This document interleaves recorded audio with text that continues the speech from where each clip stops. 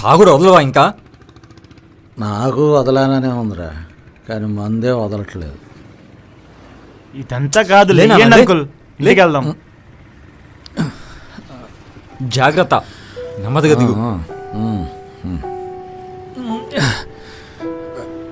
Road ఏంట్రా తిరుగుతుంది? అంటే భూమి గుండ్రంగా ఉంటుంది కదా అంకుల్, అందుకే తిరుగుతుంది.